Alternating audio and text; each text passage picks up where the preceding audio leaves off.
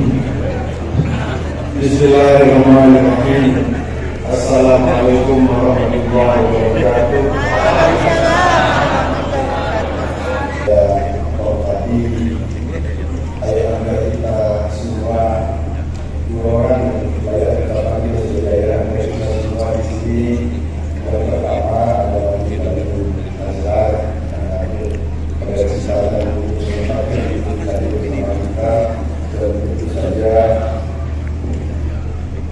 ayah kita Bapak Habibie yang selalu bersama kita, dan hari ini kita bisa hadir dalam wisuda ini adalah karena selalu membuat presentasi.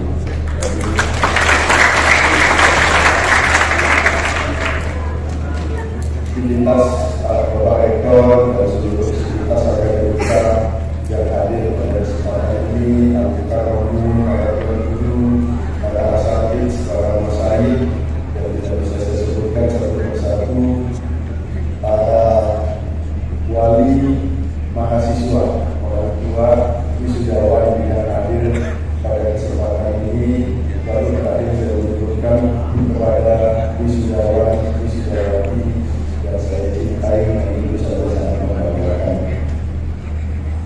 Saya nggak tahu harus bicara apa di depan ini, karena hari ini betul-betul saya diminta oleh Pak Habibie hadir untuk kesempatan ini. Tetapi saya lebih berpikir kira-kira apa yang tepat untuk disampaikan di depan teman-teman wisudawan. Yang jelas, saya harus menggunakan kesempatan ini untuk menyampaikan ucapan terima kasih yang sebesar-besarnya kepada seluruh yang hadir di tempat ini, yang sudah memberikan doa, yang sudah memberikan dukungan kepada saya, sehingga alhamdulillah saya dan Ibu Linda diberikan kepercayaan untuk menjadi gubernur NTB 2025.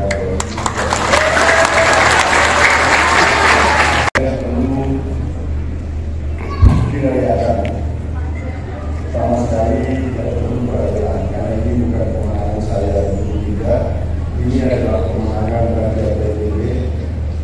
Kalau 2020 hadir, 2022 hadir bersama teman-teman sekalian.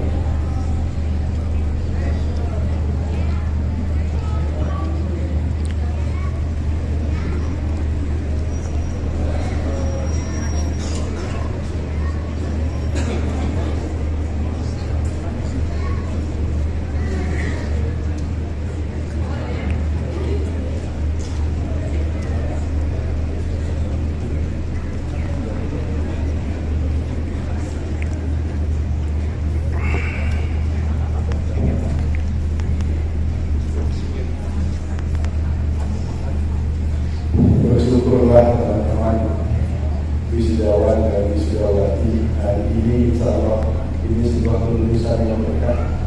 Jadi hari ini langsung oleh Tuan Guru, beliau dalam kondisi kesehatan yang seperti itu masih menyempatkan diri untuk memberkati, untuk memberikan.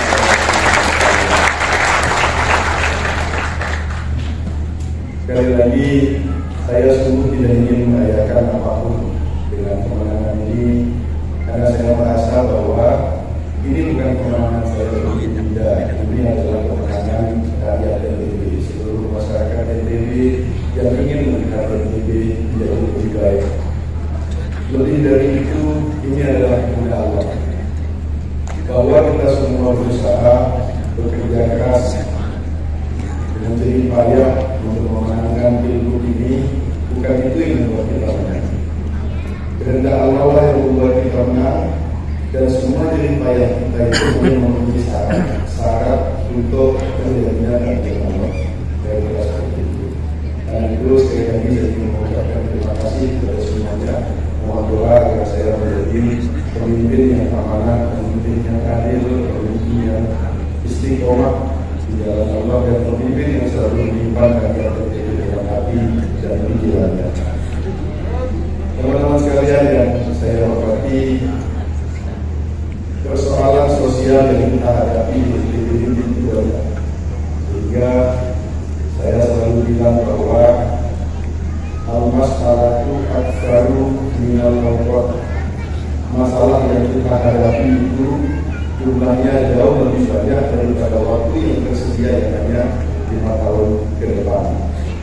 Dan kalau kita melihat lebih dalam di mana akar dari masalah-masalah sosial ini, saya selalu punya keyakinan bahwa ibu dari semua masalah sosial itu sesungguhnya adalah kemiskinan.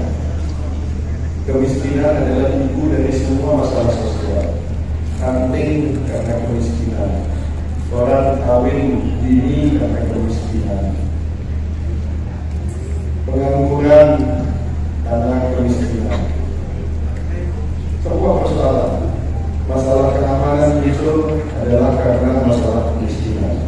Sehingga kalau saya harus memilih di antara ratusan persoalan yang ada, persoalan pertama yang harus diselesaikan adalah mengangkat masyarakat kita dari garis kemiskinan.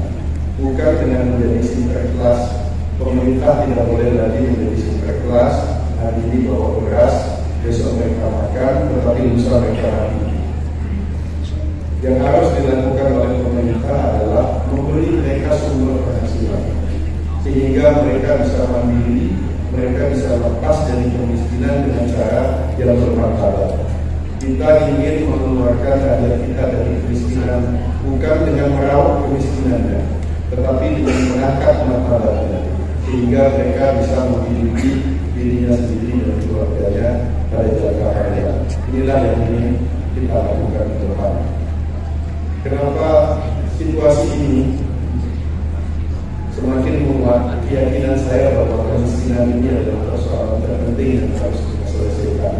Ini makin menguat dengan pengalaman spiritual yang saya alami pasca quick count tanggal 27, tanggal 28. Saya merasa penting menceritakan ini ke teman-teman wisudawan dan wisudawan, karena Anda sekalian adalah mitra saya. Begitu Anda lulus, nanti Anda akan menjadi mitra kami di dalam membangun ini.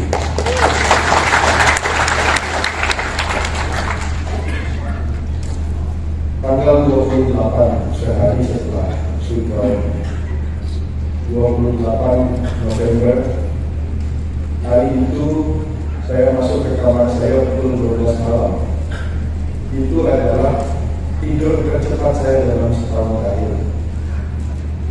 Saya masuk ke kamar jam 12 dan saya tidur jam 12 malam. Lalu saya bangun jam 4 pagi sebelum subuh. Berarti saya tidur 4 jam. Itu adalah tidur terpanjang saya dalam setahun terakhir. Saya menyempatkan diri sholat malam, lalu sholat subuh, dan setelah sholat subuh saya buka komputer, buka laptop. Saya coba baca daftar sebaran suara yang dikirimkan oleh tim saya di Jawa Timur, Jawa Tengah, dan Jawa Barat sebagai sampling, karena ini adalah 3 kabupaten yang paling besar suaranya. Saya coba baca sebaran suara ini.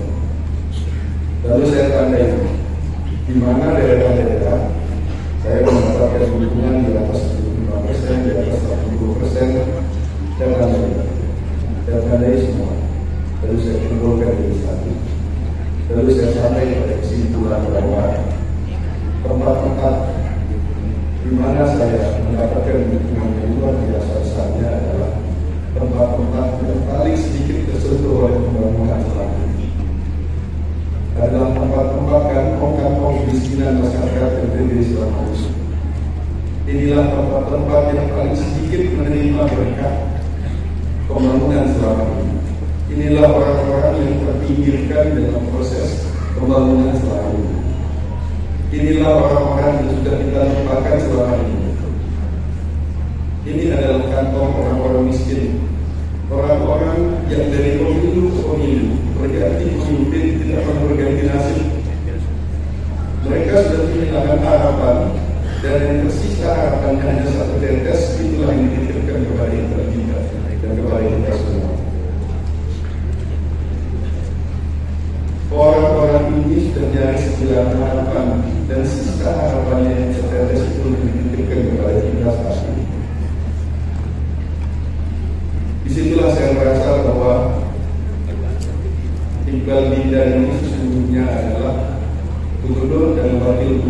orang miskin. Gubernur dan wakil gubernurnya fuqara wal masakin. Begitulah kemuliaan Allah yang sudah mengangkat seseorang menggunakan tangan-tangan terhormat, mengangkat derajatnya seseorang dengan tangan orang-orang yang selama ini kita anggap derajatnya paling rendah. Karena itu ke depan semua program-program di pemerintah NTB akan berangkat dari keinginan yang satu untuk negara, kedua untuk mengabdi bagi masyarakat, untuk mengangkat rakyat dari kemiskinan. Baik Ibu sekalian, begitu beratnya amanah yang kita terima dan begitu banyaknya masalah yang harus kita selesaikan, membuat saya tidak ingin terlena-lena terlalu lama. Rasanya tidak sanggup untuk duduk menunggu waktu pelantikan. Alhamdulillah kemarin sejak 2 minggu lalu saya sudah ke Jakarta dan bertemu dengan 11 menteri dan wakil menteri, dan insya Allah dalam waktu dekat saya akan lanjutkan untuk bertemu dengan menteri-menteri yang lain, dan saya juga sudah bertemu dengan Presiden Prabowo, dan saya menyampaikan salam itu dari masyarakat NTB kepada beliau. Beliau juga berjanji dalam waktu dekat nanti akan mencari waktu datang ke NTB, kemungkinan untuk meresmikan bendungan penting. Namun saya sampaikan bahwa bendungan penting masih menyimpan banyak persoalan sosial yang harus kita selesaikan dulu sebelum nanti disebutkan banyak-banyak dampak sosial yang tidak diperkirakan sebelumnya yang muncul dari proses pembangunan ini yang harus diselesaikan. Di akhir pertemuan saya dengan beliau saya sampaikan, Pak Presiden, saya mohon dukungan Bapak. Karena provinsi yang saya pimpin ini adalah provinsi salah satu provinsi termiskin di Indonesia. Kami punya banyak orang miskin, mohon dukungan Bapak untuk mengentaskan derajat kami dari kemiskinan. Beliau menjawab, Pak Ibu selalu, beliau sekali menurut saya, Pak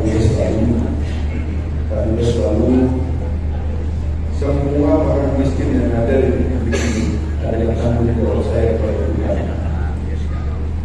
Tapi saya sadar saya tidak bisa mengurusnya satu persatu. Karena itu saya titipkan semua orang miskin yang ada di Republik itu kepada Jenderal dan Bunda untuk menuntaskan kebutuhan mereka. Jadi sekarang ini harapannya semakin kuat. Mudah-mudahan kita bisa melakukan perbaikan dan mengangkat saudara-saudara kita dari kemiskinan. Hari ini sebentar lagi kita akan memasuki tahun 2025. Kita harus berani menatap tahun 2025 dengan cerah, dengan bersemangat. Meskipun kita tahu bahwa dari perspektif provinsi NTB tahun depan kita masih akan berjalan. Kita akan fokus untuk menyelesaikan hutang-hutang kita di tahun depan. Kita akan fokus untuk menyehatkan fiskal, menyehatkan kondisi keuangan provinsi tahun depan. Lebih baik kita prihatin setahun, tapi setelah itu kita bisa berlari daripada kita terus menggotong persoalan itu sampai akhir periode 5 tahun mendatang. Karena itu tahun depan adalah tahun prihatin. Semua akan prihatin dan fokus untuk menyehatkan keuangan. Semua pengeluaran yang tidak urgent harus dihentikan dan fokus kepada program-program yang berdampak langsung bagi masyarakat NTB. Kalau kita ngajak rakyat, kita ngajak birokrasi, prihatin, mereka tidak akan menginginkannya kalau tidak diberikan contoh pimpinannya. Saya punya anggaran mobil dinas 2,7 miliar untuk gubernur dan 2,7 miliar untuk wakil gubernur. Saya sudah bilang saya untuk mobil mewah, saya sudah bosan dengan mobil mewah.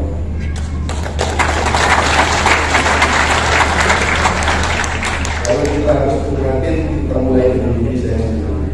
Saya sudah bilang untuk menghormati jabatan gubernur saja cukup 1 miliar. Itu sudah cukup untuk mendapatkan mobil yang bagus. Sisanya kumpulkan dan gunakan untuk kepentingan rakyat.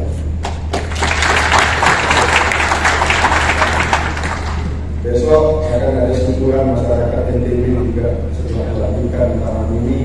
Saya sudah mengirimkan pesan, tidak perlu berlebihan, sederhana, tidak usah OPD hadir di Jakarta. Cukup pejabat yang langsung terkait dengan penyelenggaraan acara ini yang datang di Jakarta. Tidak usah tidak usah rombongan semua kepala dinas, semua sekretaris dinas, semua hadir di Jakarta. Perlu cukup yang ada. Syukuran di Mataram, saya tidak ingin syukuran macam-macam. Kita pergi ke Taman Budaya dan hari itu semua pedagang di Taman Budaya kita bayar